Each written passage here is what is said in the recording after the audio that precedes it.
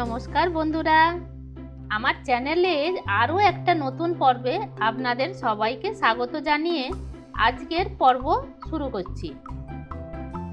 আজ আমি বানাবো চিড়ের পোলাও। এটা হয়তো অনেকেরই জানা বা ভালোই পারেন, তবে আমি কিভাবে এটা বানাই চলুন দেখে নেওয়া যাক। চিড়ের পোলাও কিন্তু অনেকক্ষণ পেট ভরিয়ে রাখে, তাই স্কুলের টিফিন বা সকালের ব্রেকফাস্টে সার্ভ করা যায়।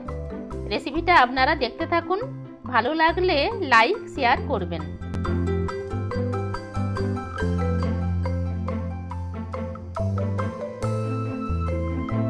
একদম ঝরঝরে চিড়ের পোলাও বানাবার জন্য আমি নিয়ে নিয়েছি গোবিন্দভোগ চালের চিড়ে।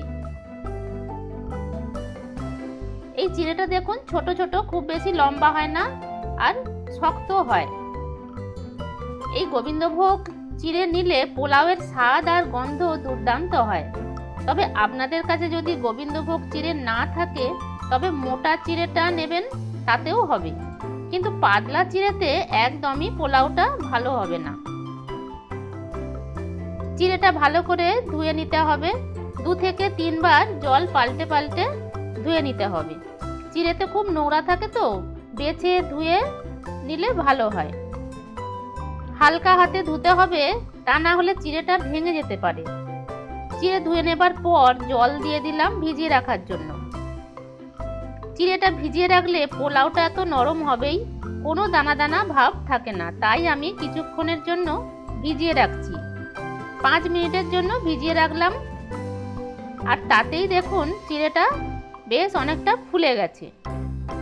চিড়েটার মধ্যে একদমই জল নেই, সব জলটা শুকনো হয়ে গেছে।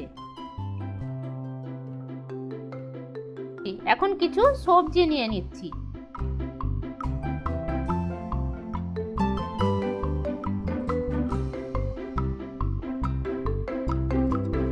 এখানে গাজর নিয়েছি, ক্যাপসিকাম আর বরবটি নিয়েছি।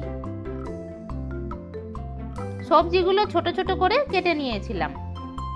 এর মধ্যে আপনারা আরও সবজি দিতে পারেন, আলু ফুলকপি দেওয়া যেতেই পারে। আদা কুচি করে নিয়েছি 1 চামচ, আর 2টো কাঁচা লঙ্কা কুচি করে নিয়েছি। আমি একদম নিরামিষ পোলাও করছি, তাই পেঁয়াজটা দিলাম না, চাইলে আপনারা পেঁয়াজ কুচি দিতে পারেন। 1 মুঠো কাঁচা বাদাম নিলাম।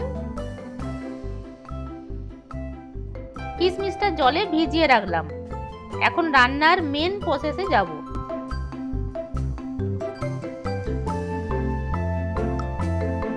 কড়াই বসিয়ে দিয়েছি গ্যাস অন করে।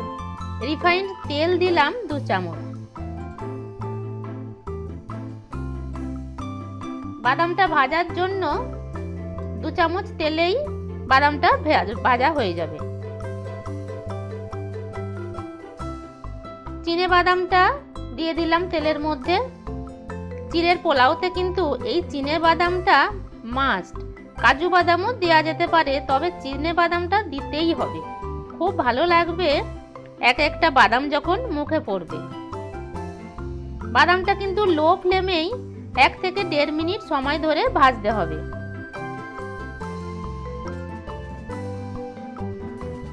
বাদামটা ভাজা হয়ে গেছে, এখন আমি বাদামগুলো তুলে রাখছি। এখন এই তেলেই দেশি ঘি দিলাম 1 চামচ। এই ঘি কিন্তু বাড়িতেই বানানো, খুব সহজেই বাড়িতে ঘি তৈরি করা যায়। আমি ঘি তৈরি করা রেসিপিটা পরে একদিন আপনাদের দেখাবো, তার জন্য আপনারা কিন্তু চ্যানেলটাকে সাবস্ক্রাইব করে রাখবেন, না হলে মিস করে যাবেন। আমার আরও রেসিপি দেখার জন্য ওপরে আই বাটনে ক্লিক করুন, নতুন নতুন রেসিপি পেয়ে যাবেন। তো এখন তেলটা গরম হয়ে গেছে। গরম হয়ে যাবার পর জিরে দিলাম 1/2 টিস্পুন। জিরেটা একটু ভেজে নেবার পর আদা কুচি আর কাঁচা লঙ্কা কুচিটা দিয়ে দিলাম।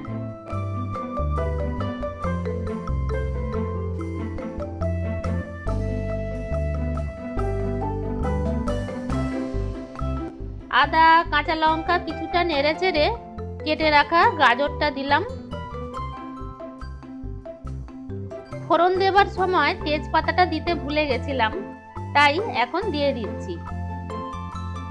গাজরটা শক্ত বলে আগে দিলাম, একটু নাড়াচাড়া করে বরবটি দিয়ে দিলাম, আর সব শেষে দিলাম ক্যাপসিকাম।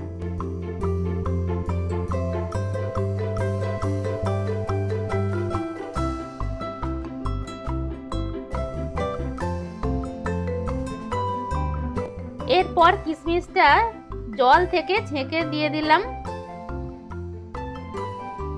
হাফ চামচ গরম মশলা গুঁড়ো দিয়ে স্বাদ মতো লবণ আর হলুদ গুঁড়ো 1/4 চামচ, মানে খুবই অল্প হলুদ গুঁড়ো দিলাম।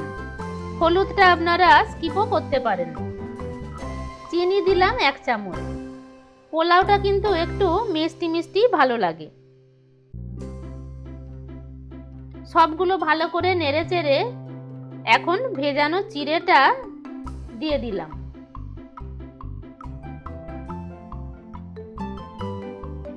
আর কিছুই দেবার নেই, শুধু চিড়েটা ভালো করে মিশিয়ে যেতে হবে।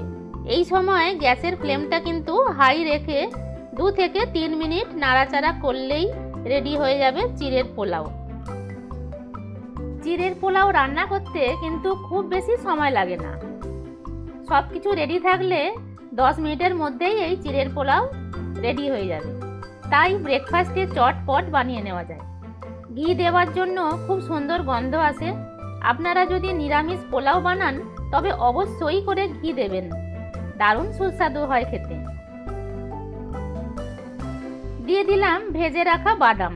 বাদামটা দিয়ে গ্যাসটা অফ করে দিতে হবে।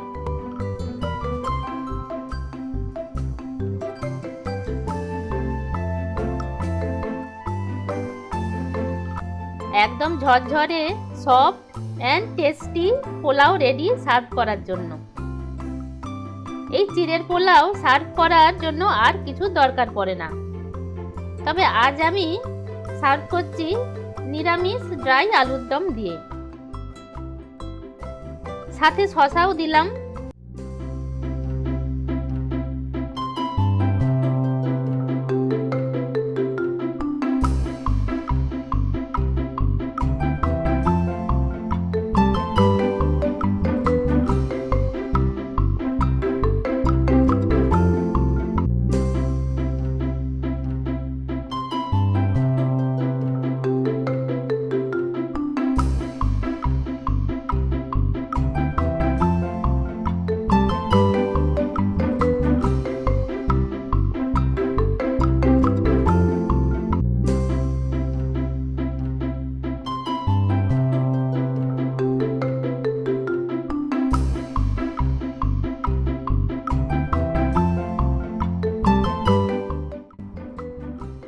দেখলেন তো আমার বাড়ির সবাই কত আনন্দ করে খেয়ে নেয়।